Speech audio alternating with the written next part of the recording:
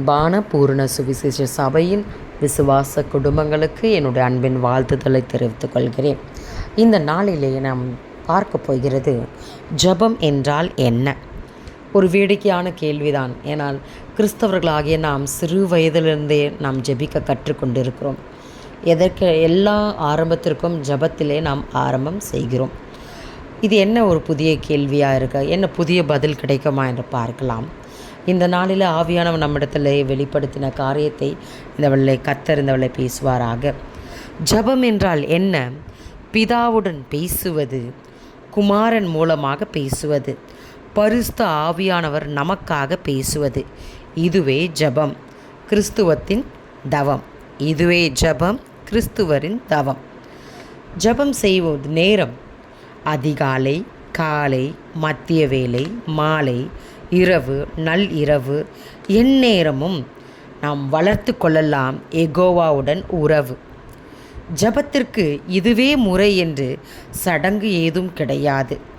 இதுதான் ஜெபம் என்று குறிப்பிட்டு சொல்லவும் முடியாது. முழங்கார் படியிட்டும் ஜெபிக்கலாம், மெதுவாக நடந்து கொண்டே ஜெபிக்கலாம், உட்கார்ந்து ஜெபிக்கலாம், ஓடிக்கொண்டே ஜெபிக்கலாம். செம்மொழியிலும் ஜெபிக்கலாம், எம்மொழியிலும் ஜெபிக்கலாம். மொழியின் புலமையை அவர் பார்ப்பதில்லை, மனதின் புலம்பலைத்தான் அவர் பார்க்கிறார். மொழியின் புலம்பலை அவர் பார்க்கவில்லை, மனதின் புலம்பலைத்தான் அவர் பார்க்கிறார். வார்த்தையின் திறமையை அவர் பார்ப்பதில்லை, மனதின் வெறுமையைத்தான் அவர் பார்க்கிறார். வார்த்தையின் திறமையை அவர் பார்ப்பதில்லை, மனதின் வெறுமையை தான் அவர் பார்க்கிறார். ஜெபம் எப்படி செய்ய வேண்டும்? முதலில் துதித்தல், அடுத்து பிறகு தரப்பட்டவைகளுக்கு நன்றி, அடுத்து தவறுகளுக்கு அறிக்கை. இதுவே ஜெபத்தின் பகுதிகள். ஒரு நல்ல ஜெபத்தின் தகுதிகளை பார்ப்போம். தேவைகள் எல்லாம் தெரியப்படுத்து, ஸ்தோத்திரத்துடனே தெரியப்படுத்து, அவர் சித்தத்தின்படி தெரியப்படுத்து, அவர் இஷ்டத்தின்படி நடக்கும். அடுத்து இடைவிடாமல் வேண்டுதல் செய், இறைவன் விடை தருவார் என்பது மெய். இடைவிடாமல் வேண்டுதல் செய், இறைவன் விடை தருவார் என்பது மெய்.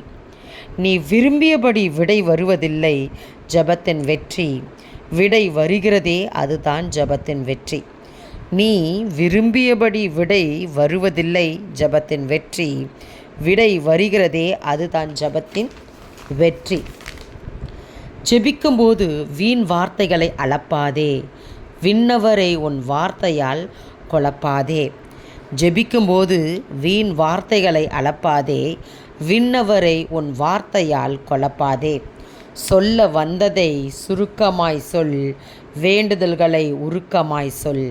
சொல்ல வந்ததை சுருக்கமாய் சொல், வேண்டுதல்களை உருக்கமாய் சொல். அனைத்தையும் அறிந்தவரிடம் எதற்காக வேண்டுதல்? எல்லாம் அவர் சித்தத்தின்படி தான் நடக்கும் என்றால் எதற்காக விண்ணப்பம்? தன் பிள்ளைகளுக்கு பொம்மை பிடிக்கும், இது தந்தை அறிந்த உண்மை.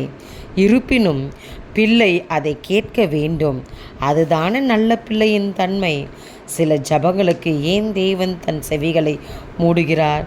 நாம் எத்தனை முறையிட்டும் ஏன் நம்மை விட்டு ஓடி விடுகிறார்? மனம் முழுவதும் கொச்சை, மன்றாட்டு முழுவதும் இச்சை, வேண்டுதலின் பொங்கி வழிகிறது சுயநலம், பெருந்தூண்டுதல் செய்தாலும் இல்லை பிறர் நலம். என்ன காரணம்? மனம் முழுவதும் கொச்சை, மன்றாட்டு முழுவதும் இச்சை, வேண்டுதலில் பொங்கி வழிகிறது சுயநலம், பெருந்தூண்டுதல் செய்தாலும் இல்லை பிறர் நலம். நீ வேதத்தையும் கேளாமல் உன் காதை அடைத்து கொண்டாய், அவர் உன் வேண்டுதல்களை கேளாமல் தன் செவி கதவனை அடைத்து விட்டார். நாம் எப்படி ஜெபிக்க வேண்டும் என்று இந்த நாளிலே கற்றுக்கொண்டிருப்போம். தேவன் தன்னுடைய செவி கதவை மூடாதபடி நாம் ஜெபிக்க வேண்டும். அதற்கு அவருடைய வசனத்தை நாம் கேட்கிறவர்களாக காணப்பட வேண்டும். வேதத்தை நாம் கேட்கும்போது தான், அதன்படி நடக்கும்போது தான் நம்முடைய ஜெபங்கள் கேட்கப்படுகிறது. தேவன் தாமே இந்த வார்த்தைகளை ஆசீர்வதிப்பாராக. ஆமென்.